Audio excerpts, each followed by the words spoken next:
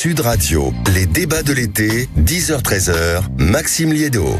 Une décision hier qui est tombée au journal de 20h de TF1, Marine Le Pen, qui après la décision du tribunal de Paris, qui certes l'a condamné, mais lui supprimait d'une certaine manière la peine d'inéligibilité, avec certes ce risque de bracelet, on y reviendra, mais qui a décidé de se lancer dans la course à l'Elysée pour 2027. Ce sera la 4e campagne pour Marine Le Pen. Beaucoup d'incertitudes, mais est-ce qu'on doit se méfier de ce que par exemple certains candidats craignent, à savoir par exemple une candidate, Marine Le Pen, qui fait pression, l'accuse-t-on, sur la Cour de cassation? Est-ce qu'il y a un risque que toute la campagne soit prise en otage par cette actualité judiciaire? On y reviendra. Et pour vous faire vos idées, votre idée, amis auditeurs, je vous propose qu'on en discute avec 2 maîtres du barreau, 2 ténors. Les débats de l'été Sud Radio. 2 ténors, en commençant par vous, maître Jean-Yves Le Borgne, bonjour. Bonjour. Avocat pénaliste notamment, et vous êtes justement, vous avez un œil excessivement précis, excessivement singulier sur ce type d'affaires. On aura l'occasion d'y venir avec vous, parce qu'il y a toute une série de questions. Déjà, la décision de ce pouvoir en cassation, cette décision même des juges, et puis aussi la question du bracelet, la question de la campagne, l'atmosphère qui tournera et qui sera celle autour de la justice durant cette campagne. Et votre voix sera précieuse dans le débat, et vous allez en débattre avec Jean-Pierre Mignard. Bonjour. Bonjour. Merci beaucoup d'être avec nous ce midi. Vous êtes avocat et essayiste. Première question peut-être à tous les deux, en commençant par vous, Jean-Pierre Mignard. J'imagine que vous étiez devant votre télévision hier à 20h quand vous avez entendu Marine Le Pen d'abord annoncer qu'elle allait se pourvoir en cassation, puis se déclarer candidate. Comment vous avez réagi? Je n'ai pas été surpris. Une femme, c'est toute sa vie politique, c'est tout son engagement. Elle a décidé de ne pas y renoncer. C'est son choix. On verra bien le résultat pour elle. Pour le pays, ce sera en effet une situation un peu particulière d'avoir une candidate qui est déclarée coupable de faits qui sont sérieux. En général, les candidats sont déclarés coupables une fois qu'ils ont été élus. C'est pas la première fois que les dirigeants politiques du pays de premier rang, y compris des présidents, seraient poursuivis en justice. C'est certainement pas la première fois. Mais là, c'est la première fois où, condamnée, on y va quand même. Bien sûr, elle est en cassation et elle bénéficie de la présomption d'innocence. C'est incontestable. C'est un choix purement à la fois personnel et politique. Et on y reviendra. Maître Jean-Yves Le Borgne, même question pour commencer cette conversation. J'imagine que vous étiez hier devant votre télévision. Est-ce que vous avez été surpris de la décision de Marine Le Pen? Comment vous avez réagi, vous? À la vérité, je dois le confesser, oui. Et je me reproche d'avoir été surpris pour une raison simple, c'est que j'ai raisonné en avocat conseillant un client, mais j'allais dire un client ordinaire, et non pas un personnage politique. Et compte tenu des termes de l'arrêt de la Cour d'appel, qui était extraordinairement favorable par rapport au jugement qui avait été au contraire très dur à l'égard de Marine Le Pen, mon réflexe d'avocat était de dire, prenez le bénéfice de cet arrêt qui divise tout par 2 et même pour un peu plus que 2, qui fait que vous n'êtes plus inéligible puisque l'inéligibilité a été plafonnée à 15 mois et que les 15 mois sont passés, donc tout va bien. Mais il est vrai que je n'avais pas réfléchi à une notion qui n'est pas très judiciaire ni juridique. Mais peut-être un peu plus politique. Mais bien sûr. Et qui est celle que, en acceptant la culpabilité, c'est-à-dire en s'abstenant de faire un pourvoi en cassation, Marine Le Pen s'offrait, si je puis dire, à ses adversaires comme quelqu'un qu'on allait montrer du doigt et qui avait été condamné pour détournement de fonds publics.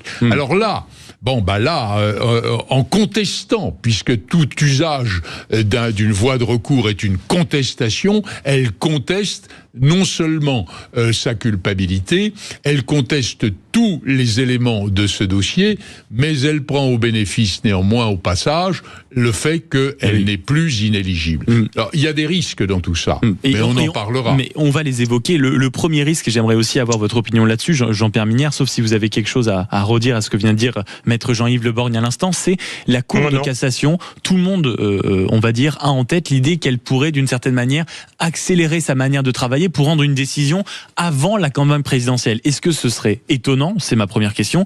Et est-ce que ce serait souhaitable? Maître Jean-Pierre Mignard, pour commencer. Elle est totalement libre. Elle est libre du rythme de ses délibérations et de ses choix. Sur ce point, il n'y a pas de commentaire à avoir. Si la Cour de cassation estime que le sujet mérite en effet d'être traité par elle avant le scrutin, elle le peut parfaitement. Ça me semble une évidence. Elle peut, pour la transparence du scrutin, souhaiter rendre une décision qui mette un terme à toutes les polémiques parce qu'elles vont fleurir de partout. Et donc, elle est libre. Ça, sur ce point, la Cour de cassation est totalement libre. Simplement, je la vois mal, d'ailleurs. Excusez-moi, maître Jean-Pierre Mignard, est-ce qu'il n'y a quand même pas un risque, si jamais elle décide en effet d'accélérer son rythme de travail, pour le dire comme ça, que à nouveau on retombe sur la justice à nouveau souhaite empêcher un candidat de se présenter? De toute façon, personne ne sera satisfait. Alors là, vraiment, quelle que soit la décision, on ne sera pas satisfait. On dira soit c'est une justice politique qui obéit à je ne sais quel ordre ou quelle instruction, ou on dira le contraire. Alors donc, je pense que la Cour, à mon avis, la Cour doit rendre sa décision au moment où elle l'a réfléchi, où elle est certaine d'elle-même, et puis effectivement la rendre. Voilà. Je pense que c'est le seul moyen pour elle de s'abstraire de tout reproche qu'elle se ferait, et puis de toute critique partisane. Voilà. C'est un risque d'ailleurs, les partisans de Madame Le Pen le disent. Ils disent c'est un risque, c'est un pari qu'on a pris. Bon, très bien, les dés sont jetés. Et à partir du moment où on prend un pari, il faut aussi accepter de le perdre. D'accord avec ce que vient de dire Jean-Pierre Mignard. Il faut accepter de le perdre. Oui. Maître Jean-Yves Le Borgne, je vous voyais un peu dodeliner à la première phrase de Maître Jean-Pierre Mignard. Qu'est-ce qui vous sépare de son avis, de son opinion? En fait, je suis toujours d'accord avec Jean-Pierre Mignard. Nous connaissons depuis fort longtemps et j'ai une grande estime pour lui. Et quand il dit que la Cour de cassation est libre du moment où elle rendra sa décision, il a parfaitement raison. Mais cette liberté est, je dirais, relative. Pourquoi ? On se souvient peut-être que lorsqu'on était encore au niveau de la première instance, enfin du jugement qui était rendu, on était en cause d'appel, se posait le problème d'accélérer le processus d'appel de manière précisément à dégager le terrain dans la perspective de l'élection présidentielle. Il y avait eu une intervention du premier président de la Cour de cassation et du procureur général qui avait dit « mais nous, on pourra se débrouiller s'il le faut pour juger dans les 6 mois », quelque chose comme ça. Les 6 mois, si vous les prenez maintenant, ça nous met à décembre, janvier 2027. Ce serait évidemment une catastrophe que le pourvoi, par exemple, soit rejeté. Pourquoi je prends... Et c'est d'ailleurs, parenthèse, maître, que l'avocat de Marine Le Pen actuellement dit tout d'un coup « Ah non, mais maintenant, il n'y a plus besoin de se presser parce qu'il n'y a plus l'inéligibilité sur la table. Donc, on peut prendre son temps d'une certaine manière. » C'est-à-dire que cette hypothèse d'une décision dans les 6 mois avait été évoquée par les patrons de la Cour de cassation lorsqu'il s'agissait éventuellement de confirmer ou d'infirmer une inéligibilité. Nous ne sommes plus dans cette configuration, nous sommes même dans la configuration inverse. Et il faut quand même dire que, et c'est là que je diverge très peu légèrement de ce que nous dit Jean-Pierre Mignard.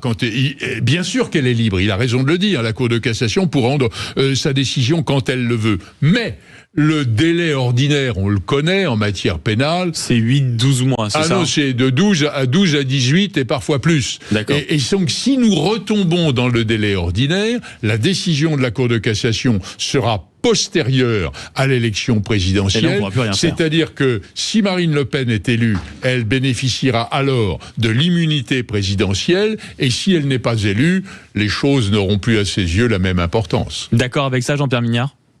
Oh, totalement. Totalement. Il y a aussi une autre question et j'aimerais avoir votre regard de pénaliste à tous les deux, d'avocats. On entend aussi, et c'est la question qu'on se posait tout à l'heure avec les éditeurs et les auditeurs et nos débatteurs, c'est la fameuse question de la capacité des Français, à un moment ou un autre de toute façon, de glisser un bulletin dans un bulletin de vote pour le Rassemblement national, en l'occurrence visiblement pour Marine Le Pen, parce que c'est elle qui va porter la campagne, alors qu'elle a été factuellement reconnue 2 fois coupable de détournement de fonds publics. Est-ce que ça, pour vous, il y a une forme de gêne, une forme d'inquiétude? Est-ce qu'on entre dans cette nouvelle ère-là en politique, par exemple, Jean-Pierre Mignard? Oui, c'est certain. Moi, je suis convaincu que pour son électorat, qui lui est fidèle et qui lui restera sans doute fidèle dans sa masse, cela n'aura pas de conséquences. Là où il peut y avoir une conséquence, c'est dans les périphéries de son électorat, ces périphéries qui se décident à un moment ou à un autre, et notamment au 2e tour, et qui peuvent par contre trouver là une cause d'abstention vis-à-vis du soutien qu'ils auraient pu lui offrir. Donc je pense que c'est néanmoins c'est une faiblesse tôt ou tard qui se révélera. Et est-ce que vous ne pensez pas, et je m'adresse toujours à vous, maître Jean-Pierre Minard, qu'on est arrivé quand même à un tel point de dégagisme, de ras-le-bol, de rapport entre les Français et la justice qui s'étiole quand même d'année en année, que le simple fait qu'aujourd'hui une candidate, aussi haute dans les sondages soit-elle pour le moment, soit reconnue 2 fois de suite coupable quand même de détournement de fonds publics, ne soit plus suffisamment fort pour empêcher certains bulletins de vote d'aller dans sa direction? Alors, vous posez une vraie question, hein. Ça c'est sûr. Mais est-ce que la justice a été toujours aussi légitime dans l'esprit des Français, ou est-ce que ces décisions ont autant imprimé dans l'esprit des Français pour qu'ils soient aussi révérencieux vis-à-vis d'elle, qu'elle soit un totem? Je suis pas sûr, hein. Je suis pas sûr. C'est pas vrai que les Français sont toujours agenouillés devant la justice. Il y a toujours eu un courant, moi je ne sais pas s'il faut l'appeler populiste, non démocratique, mais qui a toujours estimé finalement que les juges allaient au-delà des missions qui leur ont été données. Ça, les missions qui leur ont été données, celles dont nous parlons, c'est la grande tradition libérale de la justice, son indépendance, son impartialité. Un certain nombre de Français, d'ailleurs, de droite ou de gauche, pense en effet, dans une tradition beaucoup plus...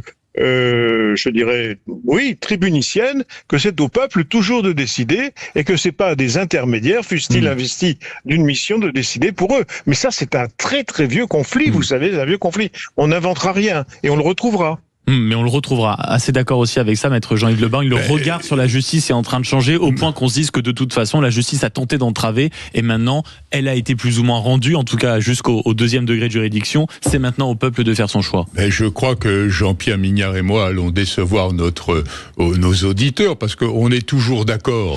Jean-Pierre, il faut faire un effort pour que nous nous opposions. Oui, je veux bien. Il faut. Cher Jean-Yves, il faut que tu m'aides. Alors.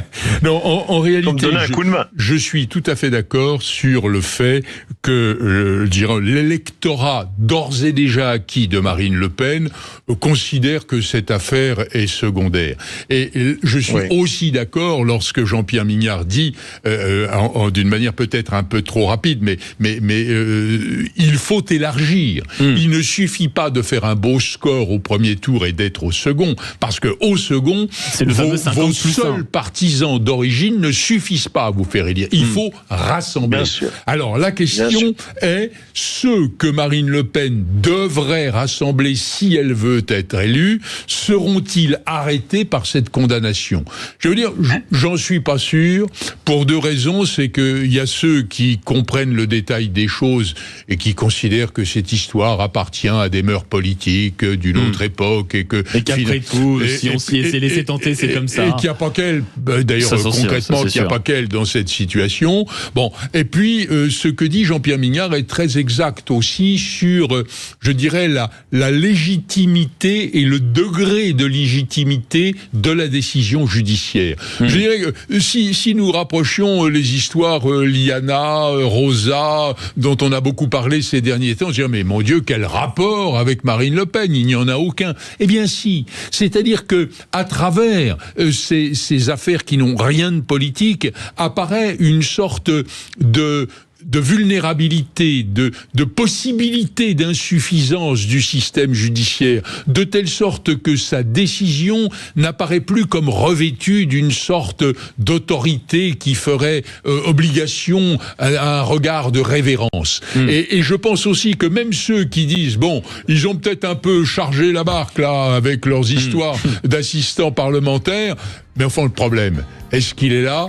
Ou est-ce qu'il est dans l'avenir de la France? Eh ben, je vous propose qu'on poursuive cette discussion avec vous, maître Jean-Yves Le Borgne, avocat pénaliste, et vous, Jean-Pierre Mignard, vous restez avec nous, avocat et essayiste également. On va continuer à tirer le fil de cette conversation qu'on vient de débuter ensemble, suite à cette décision, bien sûr, qui vient de tomber pour Marine Le Pen, des incertitudes, mais aussi la justice. Est-ce que, comme le disent certains candidats, oui, il y a un risque de par les mots qu'elle va utiliser, de par la campagne qu'elle va faire, qu'elle fasse pression sur la Cour de cassation, peut-être même que la campagne présidentielle soit prise en otage par cette actualité judiciaire. C'est en tout cas notamment ce qu'a exprimé Gabriel Attal ce matin. On y reviendra sur Sud Radio et on y revient dans une poignée de secondes. À tout de suite.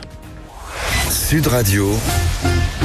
Parlons vrai. Débat de l'été, 10h-13h, Maxime Liédo. Vous êtes bien sur Sud Radio, suite de la conversation avec deux ténors du barreau, maître Jean-Pierre Mignard d'un côté, avocat essayiste, et de l'autre, pour lui répondre, pour lui donner la réplique aussi, maître Jean-Yves Le Borgne, avocat pénaliste. Et on s'interroge sur la suite du calendrier qui sera certes judiciaire, mais aussi politique, avec des candidats qui, quand même, visiblement, sont pas rassurés d'avoir Marine Le Pen en face d'eux en tant que candidate, au point, par exemple, et j'aimerais vous entendre aussi là-dessus, maître Jean-Pierre Mignard, maître Jean-Yves Le Borgne, sur Gabriel Attal qui accuse Marine Le Pen de faire pression sur la Cour de cassation et aussi dénonce le risque de prendre en otage la campagne. Sur ces deux points précisément, peut-être commencer par vous cette fois-ci, maître Jean-Yves Le Borgne, pour essayer de provoquer du débat avec maître Mignard qui visiblement ne veut pas se faire ce midi. Est-ce que oui, il y a un vrai risque de faire pression de par les déclarations, de par l'omniprésence médiatique du Rassemblement national dans les prochains jours, de par cette actualité-là, de faire véritablement pression sur la Cour de cassation? Alors, pression, otage, ce sont peut-être des mots un peu excessifs, mais qu'il y ait une instrumentalisation de la procédure, en faisant en sorte que non seulement la décision de condamnation ne soit pas définitive, mais que la Cour de cassation ne puisse pas la rendre définitive, du moins avant l'élection présidentielle. Ça oui, parce que, je le disais tout à l'heure, la Cour de cassation, au temps où il y avait une inéligibilité de 5 ans, avait dit, mais nous, on est prêts à faire l'effort de statuer dans les 6 mois, de manière à ne pas faire traîner cette histoire d'inéligibilité. Cette situation-là n'existe plus. Mais si aujourd'hui, la Cour de cassation se précipitait pour juger avant la présidentielle, on dirait, mais vous êtes en train de vous organiser pour rejeter le pourvoi, s'il le rejetait, comme c'est, je ne sais pas ce que ça sera, mais disons dans la proportion des pourvois, c'est quand même l'hypothèse la plus probable. Bon, vous agissez en urgence parce que vous voulez faire barrage à Marine Le Pen. Ce qui serait complètement contradictoire avec les termes de l'arrêt de la Cour d'appel qui, au contraire, a dit on adoucit la chose. Non seulement adouci, mais on dit que c'était pas à l'autorité judiciaire de choisir si quelqu'un pouvait être candidat ou pas. Maître Jean-Pierre Mignard, sur ce risque qui visiblement existe et qui inquiète certains candidats, donc Gabriel Attal qui s'en est fait le porteur de ce risque ce matin, de faire pression sur la Cour de cassation, est-ce qu'il a raison de le dénoncer? C'est quelque chose qui existe, que vous craignez, vous, par exemple? Maître Jean-Pierre Mignard, est-ce que vous êtes avec nous? Alors, il a un peu disparu, maître Jean-Pierre Mignard, c'est pas grave, ça c'est ce qu'on appelle les aléas du direct, et ils sont en train de le récupérer. Il y a le deuxième risque aussi, même si l'aspect prendre en otage est certainement excessif, et vous l'avez dénoncé, maître Jean-Yves Le Borgne, c'est quand même le fait que l'actualité judiciaire réussisse aussi à paralyser l'actualité politique. On y reviendra, mais maître Jean-Pierre Mignard, je repose ma question, est-ce que le risque de pression existe réellement de la part de Marine Le Pen, de son entourage, de faire pression sur la Cour de cassation? Non, il n'y a pas de pression au sens où les magistrats de la Cour de cassation auraient une frayeur ou se sentiraient menacés. Pas du tout. Alors je pense qu'elle peut prendre à partie l'opinion publique de manière plus ou moins habile, mais il n'y aura pas de pression au sens où on peut l'entendre, la peur, les menaces, etc. Non, je pense qu'elle peut en effet faire en sorte que l'opinion publique s'accorde avec ce qu'elle pense, à savoir qu'il faut lui laisser le temps de mener sa campagne jusqu'au bout. C'est plutôt ça que je vois. C'est pas un exercice facile d'ailleurs de sa part, mais la Cour de cassation restera inébranlable.